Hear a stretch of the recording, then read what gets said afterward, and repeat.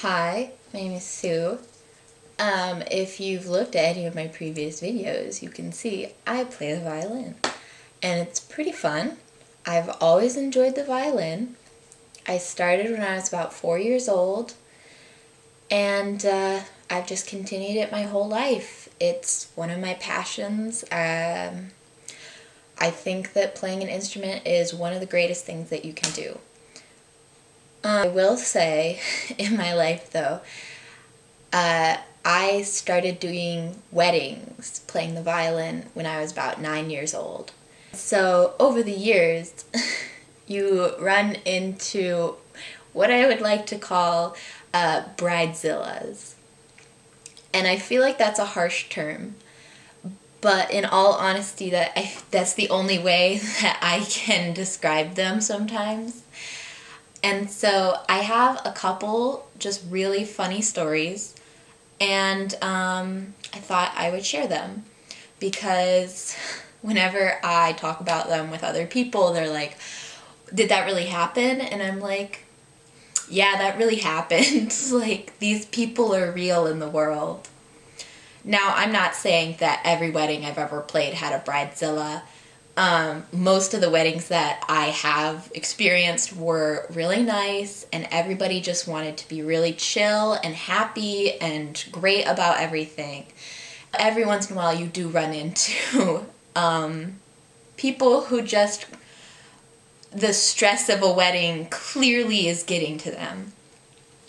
So there's just a couple short stories that I'd like to touch on. So the first one is probably the most mild, but also kind of the most sad. There was a couple that came to me, and they asked me, obviously, to do their wedding. And they first contacted me through email, and they had heard about me through a couple friends of theirs, and they were like, would you do our wedding for us? We wanted like a solo violinist, and you have like previous experience and stuff, so we were hoping you would be able to do it for us. And I said, yes, I am free the time of that wedding, and this was about 5 months in advance, which is plenty of time for me since I already have many pieces in my repertoire that are, yeah, they're fine, like they're good. So I told them yes, and I told them, what time would you like to set up an appointment?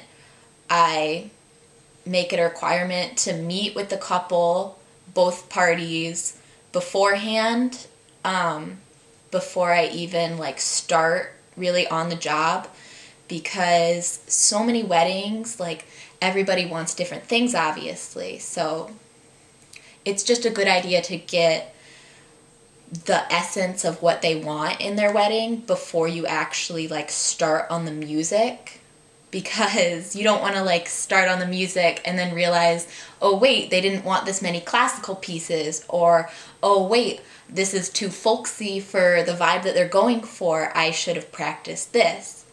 So I met with them, and I normally have them meet just at my house because normally easiest.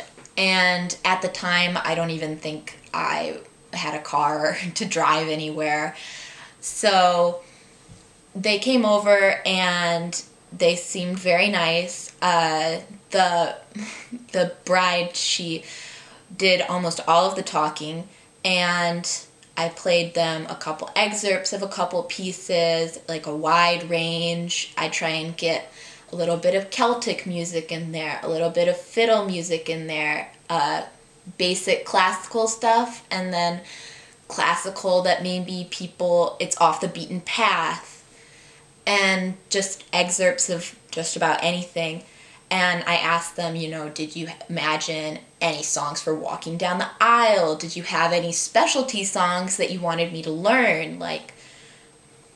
And she kind of just wanted like very traditional music, and I said, that's fine. I have a whole set list, and so I gave them a book to look at and look through, and she goes through and she picks out all of them, and she's like, I want to walk down the aisle to this. My bridesmaids are going to do this one. The groomsmen are going to do this one. And my husband's going to have this one.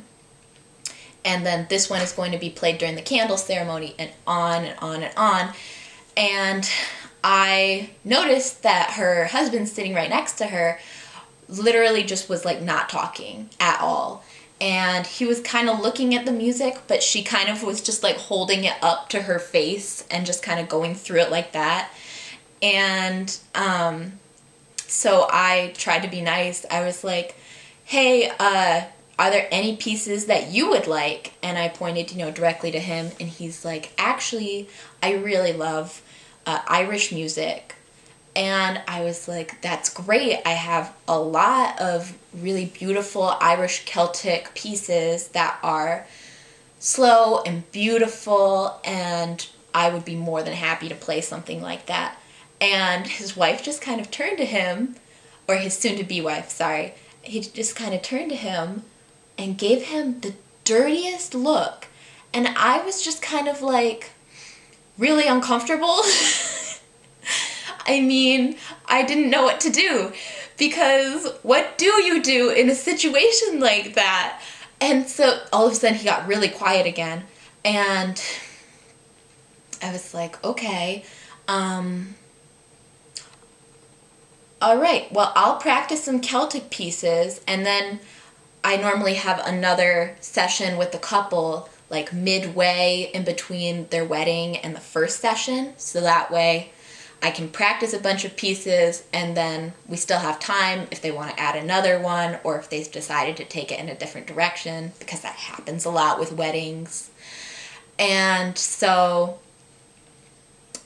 we got to the middle section, and I met with them again. A woman, she was like, I really like all the classical pieces, like this is exactly what I wanted, traditional wedding music, like nothing too crazy. And then I played one or two Celtic pieces, and she was like, yeah, no, we've decided against that. And I looked at the husband just like for a moment, just kind of like, are you sure? Like, do you want to say anything, man? And he was silent, and he was kind of looking down too.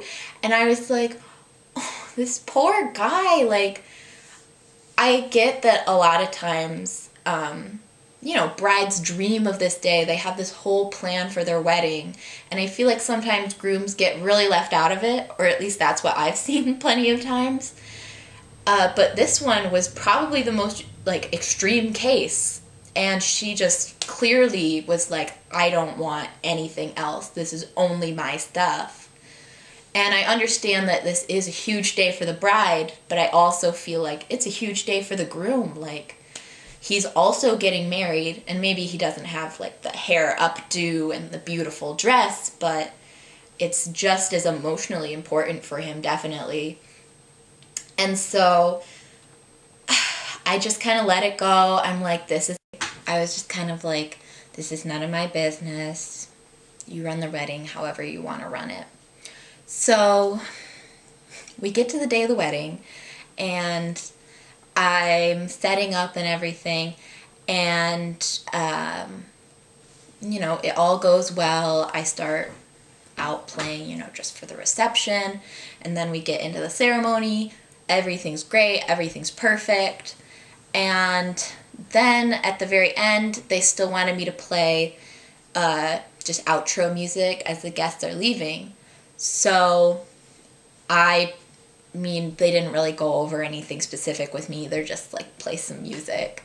So I played maybe a waltz or something, and then I played that Celtic tune that I had first showed them. And I saw the groom towards the back of the room now, of course. He just kind of looked at me and he smiled. And I was like, that's the first time I've seen him smile this whole time. And then I saw his wife just give me daggers. Like, I was just so confused. I was like, this isn't even part of your wedding. Like, your wedding's over. And no one gave me any specifications on, like, what kind of music that you wanted at the end. So I'm just like, okay. Yeah, definitely one of the weirdest couples, I think, that I've ever encountered. And I just felt so bad for the man because I understand, like, strong, powerful women.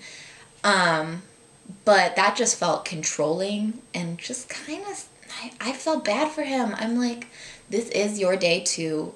And I mean, men probably don't quite care as much, like, if everything matches their dress or if the pinks are all exactly the same shade or something.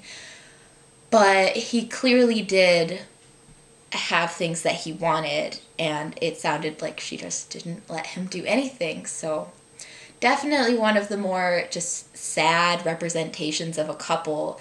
And I mean, I haven't heard from them since or anything, but I feel like that's just kind of already starting off on the wrong foot with marriage right there. Anyway, going into my second story, which is the final story I'm going to tell right here because I don't want this to be crazy long. So the second story I'm going to tell is probably the craziest one. I've told this to multiple people and they're always like, wait, what? Like, are you sure? Like, this sounds like I heard it on a sitcom. And I'm like, yep, this really happened to somebody I played the wedding for. And so what happened was I met up, obviously, with this other couple, and they seemed really chill.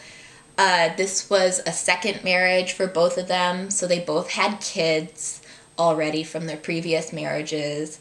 And so all their kids kind of had different things that they wanted, and the couple obviously had different things that they wanted. And I was like, yeah, this is great. I'm glad I got so many diverse choices from everybody. Like, it felt like a really great set list. And the day of the wedding came. It was huge. It was like 200 people about, which is fairly large for a lot of the weddings I attend, especially as a solo violinist. I'm used to maybe like max 100 people, maybe 125. But yeah, so I went to this wedding, and obviously it was a lot bigger than I expected. But then when I went to play, I started off totally normal, played a bunch of things while people came in and sat down. Wedding started, ceremony looked gorgeous. It wasn't any type of like religion wedding. It was just a very basic, like their friend married them. And so it wasn't very long. And the typical part came up, with the I do's. And since how it was set up at the time was the couple was obviously right at the front, but I was just right to the left of them. And I was like the closest one to them because they had the bridesmaids and the groomsmen standing slightly farther away on the outsides. And it got to the I do's, and the man, he was asked first, and he said, I do. And then they went to the woman, and they're like, do you take this man to be like your lawfully wedded husband? And she just barely whispers. She just kind of froze up and was like, I don't. She lets go of his hands and then books it, like hardcore books it out. And it was a backyard wedding, so she's like running through the grass in heels and her giant white dress. She runs into the house, and I was like, wait, did that just happen? And everybody just froze. Nobody knew what to do. That's literally like something you would see on Friends or How I Met Your Mother. It was just insane. And I had no idea what to do. I was like a little, it sounds bad, but I was concerned at the time. I was younger, so I didn't really contract all of my gigs yet, and so I didn't require like an upfront payment and then an after payment. I only required the after payment, and so I was kind of just like, wait, do I still get paid? I was really concerned still for all that, because that is crazy drama. And yeah, I never heard anything from the wife again after that. I saw her run in there, and slowly people kind of like woke up out of the daze of confusion, and they slowly started, like, her family obviously was trickling out towards her, towards the house, probably trying to figure out what the heck is going on. And the poor man up at the front, he looked so sad, and I felt just so bad for him, because, I mean, it was very clear that he was, like, so in love with her, and obviously he was getting married to her, and yeah, I felt just so bad for him. But, you know, there's nothing I could do. I really didn't even know their family. I only knew, like, they wanted this music, and so I wasn't going to ask for a payment or anything. Afterwards, I just went back to my home, and I was like, I am satisfied. Like, that was really hard. I'm not gonna try and mess with that. I'm not gonna try and contact them again. I know that, like, it was time into my services and stuff, but I honestly just felt so bad. I was like, I'm not gonna ask for the money. And then the nice thing was, the man did come back to my house, and he delivered the payment in full. And I told him, you know, I really only did about half your wedding. You really don't have to pay me in full. Like, I would accept just like half. And he said, no, you did a lot of work, and you really worked really well with our family. Thank you for your service. It didn't work out. And he did tell me at the time, like, she has moved away. They were living together, and she moved out, and they were officially, like, broken up, and I felt so bad, and he still looked so sad, but I just couldn't believe it. Like, who says no at the wedding? And she and he had seemed so excited the whole time that we were planning everything, but I suppose nobody really knows what goes on behind closed doors. There was probably plenty of signs that she was getting cold feet and things. But, I mean, what a time to get those cold feet at the I do. And so, it still blows my mind thinking about it. And so anyone I tell this story to, they're like, no way. And I'm like, sadly, yes. That happened to some poor guy, and I was there to witness it. So, yeah, weddings are crazy. And nobody can predict ever what's going to go on in them. And, I mean, there wasn't really bridezillas per se. Not like monstrous or anything, but very clearly these were brides that were maybe not the best. Like I said, I've done a lot of weddings though, and for the most part, they are all so happy and beautiful, and it's why I love doing weddings a lot more than funerals, because it's just so good to see that happiness and joy when people, you know, get married to the love of their life. And, you know, you don't know if everything's going to work out perfectly, but just to see in that moment, obviously those two people think everything will. And that's just one of the most beautiful moments, I think. So yeah, those are a couple like wedding horror stories that I have. I just think that they're insane and hilarious a little bit, some of them. And then some of them just, they hurt my heart.